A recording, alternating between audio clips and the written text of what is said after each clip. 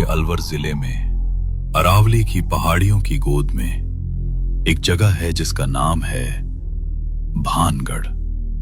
एक ऐसा किला जिसके बाहर भारतीय पुरातत्व सर्वेक्षण ने एक बोर्ड लगाया है और उस बोर्ड पर लिखा है सूर्यास्त के बाद और सूर्योदय से पहले इस क्षेत्र में प्रवेश सख्त मना है। जरा सोचिए दोस्तों, एक सरकारी संस्था जो हर बात का तर्क ढूंढती है, हर चीज का वैज्ञानिक जवाब देती है, उसने भी माना कि यह जगह रात को सुरक्षित नहीं है। तो आखिर क्या हुआ था भानगढ़ में? क्यों यह जगह जो दिन में एक खूबसूरत ऐतिहासिक किला है, रात होते ही कुछ और बन जाती है? क्यों यहां की हवा में एक ऐसी बेचैनी है जो समझ नहीं आती लेकिन महसूस होती है? आइए आज रात मैं आपको ले चलता हूं सैकड़ों साल पीछे, उस वक्त में जब भानगढ़ सिर्फ एक खंडहर नहीं था बल्कि एक जीता जागता, हंसता बोलता, रोशनी से भरा नगर था। सन 1573 की बात है। राजस्थान की धरती पर भानगढ़ एक समृद्ध और खुशहाल राज्य था। राजा भगवंत दास ने इस किले की नींव रखी थी और उनके बाद उनके पुत्र राजा छत्र सिंह ने इसे एक चमकते हुए नगर में तब्दील किया। किले की ऊंची मीनारें आसमान को छूती थीं। चारों तरफ हरे भरे बागान थे। दूर दूर तक भानगढ़ की समृद्धि की चर्चा थी। उस जमाने में भानगढ़ की गलियां कभी सूनी नहीं होती थीं। सुबह होती तो मंदिरों में शंख बजते, घंटियां गूंजती और पुजारियों की आवाजें पहाड़ियों तक पहुंचती थीं। दोपहर को बाजार में इत्र, मसालों और ताजे फूलों की खुशबू हवा में घुली रहती। व्यापारी चिल्लाते, बच्चे दौड़ते, घोड़ों की टापें गूंजती। शाम को घरों के आंगन में दिए जलते और औरतें मिलकर लोकगीत गाती, वो गीत जो सीधे दिल में उतर जाते। भानगढ़ सिर्फ एक राज्य नहीं था, ये एक सपने जैसी जगह थी और इस सपने की सबसे खूबसूरत, सबसे कीमती हकीकत थी राजकुमारी रत्नावती। राजा छत्र सिंह की इकलौती बेटी।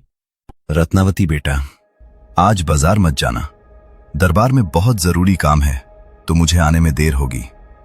लेकिन पिताजी, माँ ने चंदन का इत्र मंगवाया था और दाई काकी भी साथ होंगी मेरे। आप चिंता मत करो। अच्छा ठीक है, लेकिन शाम ढलने से पहले वापस आ जाना और मीरा को साथ लेकर जाना। भानगढ़ के राजा छत्र सिंह अपनी बेटी रत्नावती को बेहद प्यार करते थे। रत्नावती 16 साल की थी और जितनी सुंदर थी उतनी ही समझदार भी। उस सुबह रत्नावती अपनी सहेली मीरा के साथ बाजार निकल पड़ी। भानगढ़ का बाजार उस वक्त पूरी तरह जीवंत था। व्यापारियों की आवाजें, घोड़ों की तापें, बच्चों की हंसी, सब मिलकर एक अलग ही दुनिया बनाते थे। राजकुमारी जी, वो चंदन के इत्र की दुकान तो आगे है, पहले वहाँ चलते हैं। हाँ मीरा, और हाँ, मुझे राजकुमारी मत बोला करो। यहाँ बस रत्ना हूँ मैं। जैसी आपकी आज्ञा रत्ना जी।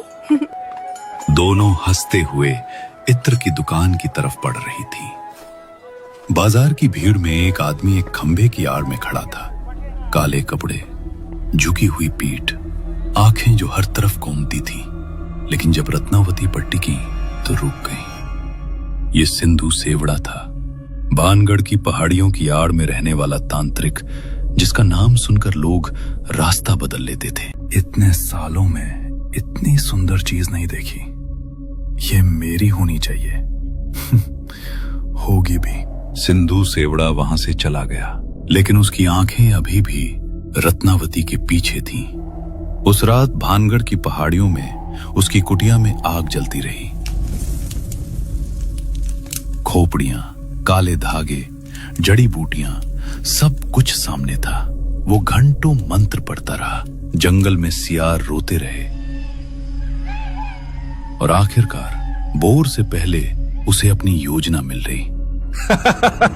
वशीकरण। चंदन के इत्र में मंत्र, जैसे ही वो उसे लगाएगी उसका मन मेरे काबू में होगा। राजकुमारी हो या देवी, कोई भी मेरे जादू से नहीं बच सकता। अगले दिन सुबह होते ही सिंधु सेवड़ा उस इत्र की दुकान पर पहुंच गया जहां रत्नावती अक्सर आती थी। दुकानदार ने उसे देखा तो पैरों तले जमीन खिसक गई, लेकिन उस